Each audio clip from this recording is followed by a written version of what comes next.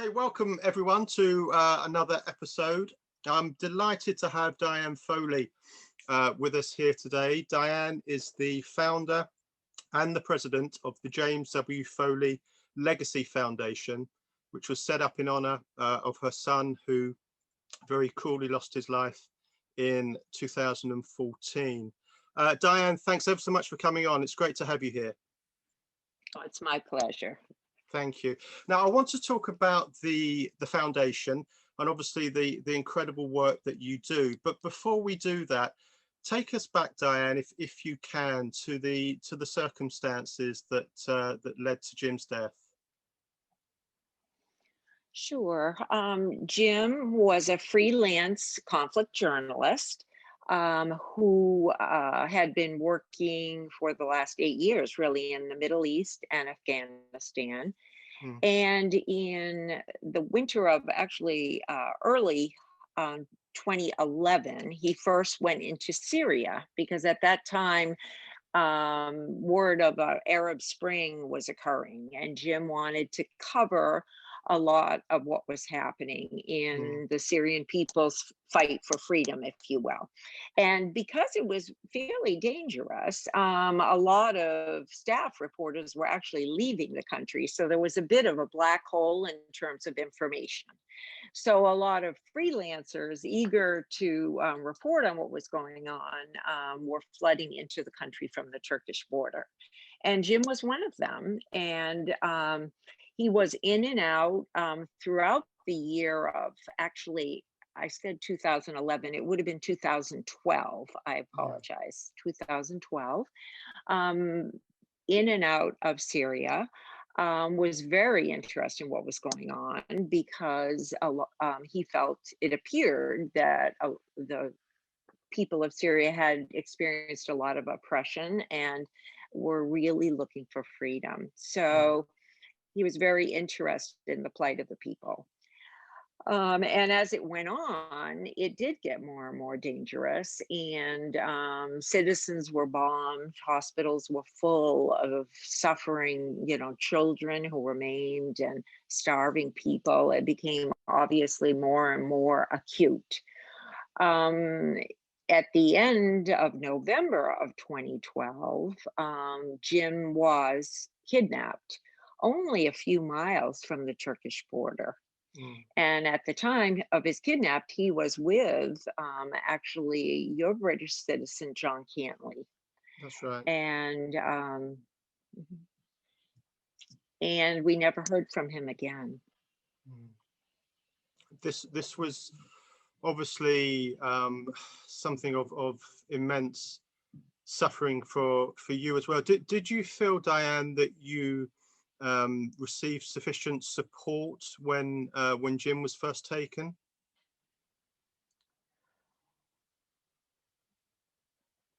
Our country did not seem to be really prepared to help. We were told not to tell anybody about his kidnapping, so we did not. All through the Christmas holidays and New Year's, we didn't talk to anybody, just our closest family, hoping for some word on Jim. We received a lot of rumors. FBI did get in touch with us, but did not go in country for 3 weeks. And the person who was assigned to us did not know Arabic, did not know the area, actually suggested I should talk to President Assad for help, very unaware of the situation in Syria. So it was a very frightening time. And therefore, in early 2013, we did a public outreach to our US and international media, just hoping that some journalists might possibly know where Jim was. And actually, throughout the spring of 2013, we did quite a bit of media, hoping for some word on if Jim was alive, and if so, where. So, and our country, I did also begin visits to Washington to remind people in Washington that Jim was still missing. But I really received very almost no information about where Mhm. Jim was, if he was alive or not. FBI asked us a lot of questions. Anything we knew, they wanted to know, but there was no information coming the other way. So it was a very, very frightening, lonely time. And I really did feel very alone. And I Yeah. was shuffled back and forth between FBI or State Department. Only twice did I get into the White House, and that was to see a national security advisor, President Obama's national security advisor, and was just sent back to FBI. So I really never felt heard at the highest level of our government, Yeah. and was never told uh, anything except that Jim was their highest priority. I was told that over and over. Mhm. But in practice, it did not feel that way. Okay. Now, I understand that a ransom was issued at some point as well for an astronomical fee. It's an incredibly complicated situation, isn't it, Diane? Because you've got yourself, the loved ones that are, probably shouting out, pay the ransom, and you've got the authorities on the other side saying, well, if we do that, then of course we could be potentially funding other atrocities. How did you reconcile that? How did you balance those two conflicting views in your own mind? Well, there were a lot of issues regarding ransom. If we'd had the money or the ability to release prisoners or give them the millions of dollars they wanted, obviously we would have in a minute. Mm, Even though our government told us we could be prosecuted, we were threatened with prosecution for doing that. Um, but to be honest, our family trusted that our government would make good on their promise that Jim was the highest priority, and that our government was, we trusted that our government was working behind the scenes to free him. And actually in early 2014, we found out that Jim was not alone at all, but was with three other Americans, yeah. with three British citizens, and with some French, Spanish, Italian, Danish, and a German citizen. So Mm, Jim was one of 18 at one point, all our allies. And so in early 2014, when the French and the Spanish were released, we became very hopeful and yeah. hoped and expected our country to be engaged with the British and with others to free our citizens. We never were really explained that because our country would not negotiate with terrorists and had no intention of paying any ransom, that our citizens were not going to be negotiated for. But unfortunately, we really didn't know that till much, much later. Other Mm, countries directly engaged with the captors, and we thought our country was doing that, but that was never the case. right. Um, And I guess yeah, that was one of the reasons why you established the foundation, was to give more information and to support journalists in many ways, because we need journalists, don't we? I mean, they're always putting themselves in very dangerous, precarious, perilous situations for us, but it's such a dangerous situation. Tell us a little bit more about what the foundation does, and how you try to give support to journalists. sure. Within 3 weeks of Jim's murder, we felt it was necessary to do something of some good. Jim would not have wanted us to wallow in our horror and sorrow. He would have Mm, wanted something good to come out of his torture, and he was detained for nearly 2 years and starved before he was murdered. So we knew that. So there were two things Jim was very passionate about, and one of them was certainly journalism. He felt that all people deserved a voice, and particularly vulnerable people in countries when they're suffering under oppression, which is in many ways how Jim viewed what was happening in Syria. He felt it was essential that the world knew what was going on. So Jim was passionate about journalists, and Jim's murder and the subsequent murder of his colleagues Stephen Sotloff and most likely John Cantley really helped us realize the incredible extra risk that freelancers take when they go into conflict zones. That staff journalists tend to have a security team with them, tend to be very heavily protected with equipment, people, staying in safe places, etc. Whereas freelancers go into these areas in a very vulnerable state, often on a shoestring budget. So the Foley Foundation was one of the first to we helped start the Alliance for a Culture of Safety, which is an international alliance of press freedom groups, as well as freelancers and media organizations.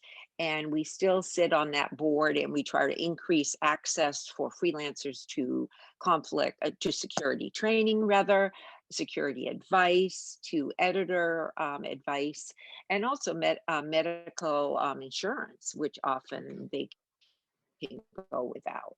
So we have developed an undergraduate and graduate safety curriculum for aspiring journalists or aspiring international workers, or journalists rather.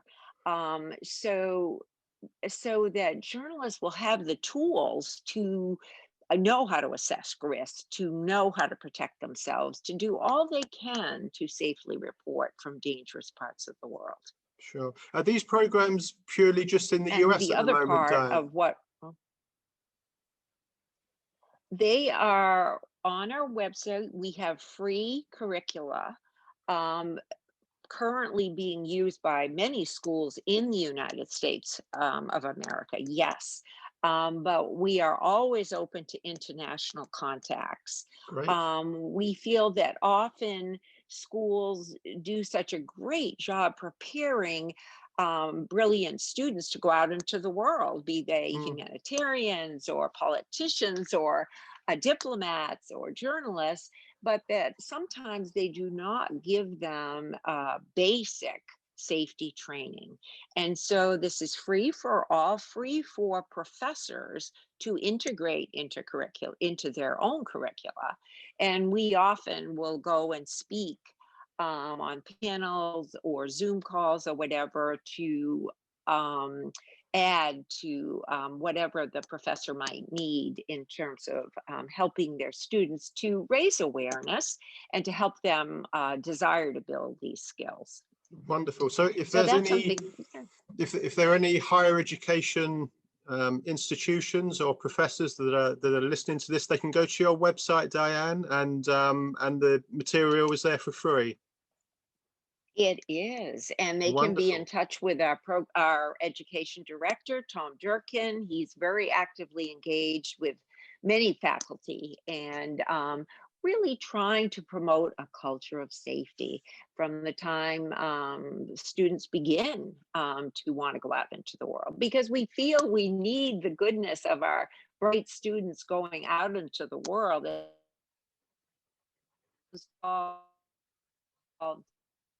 Issues to be raised, but we need them protected. We need them safe. Absolutely. It sounds a wonderful initiative, and I hope it takes off not just furthermore in the States, but also worldwide as well, because it's something that's dearly needed. Diane, obviously we're coming, unfortunately, rapidly to our 15 minutes already, sadly. But of course, yesterday was quite a day in the United States as you welcomed in Joe Biden. Do you see a lot of political hope forthcoming. You know, that being said, there's still quite a few, many US citizens that are still detained abroad. Are you hopeful that the new Yes. administration will continue to make strides in that area? Absolutely. That is the other half of our mission, is to advocate for freedom for all Americans who are unjustly detained or held hostage abroad. Mm, Currently, we know of at least 43 cases, and that's just the tip of the iceberg. We fear it's goes up to hundreds or yeah. thousands, often kept very private in hope of private negotiation and release. But this is an issue that has been raised by the Foley Foundation for the last 6 years. We work very closely with our government. President Obama did issue a presidential directive that helped us finally get a hostage recovery fusion cell, a special envoy for hostage affairs, and elevate this issue of international hostage taking to the White House. So Okay. we work very, very uh, strongly, if you will. We have a representative in Washington who engages with government and with other hostage families. We do an annual research report to see how our government and other nonprofits are doing in terms of helping bring vulnerable American citizens home and assist the families in the process. So we're very Wonderful. busy, Lewis. Yes, Yeah. sounds it. And if anybody wants further information, they can go to jamesfoleyfoundation.org, which lists much of what you do and gives more information of the services that you provide as well. Now, Diane, at the end of every episode, I give our guests the opportunity to give a shout out to a couple of charities that may be meaningful to you. Any you'd like to shout out for? Oh, yes, there's so many, There are. many that people would already know of. Certainly Hostage US, which Yep. is an offshoot of Hostage International, Reporters Without Borders, Committee to Protect Journalists. But two of my favorites are smaller ones. That one is called Med Child, which helps a lot of children who've been maimed and lost limbs in the process of the horror of wars, particularly in Okay. the Middle East. The other one is the Syrian Emergency Task Force, who's doing amazing work in Hmm. Syria.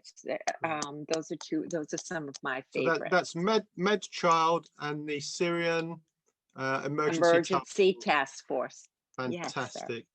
Well, Diane, Yes. I could speak with you for so long. It's such a harrowing story, but there's always hope that comes out of these stories. And I think what you've done is to show that out of darkness can come hope, for yourselves and also for others as well. And thank you so much for speaking so honestly and with such humility about something that's obviously, I'm sure, still very painful for you. But let's hope as things progress, that the tide continues to turn and that those detained abroad can come back home sooner rather than later. So, Diane Foley, thanks ever so much for joining us.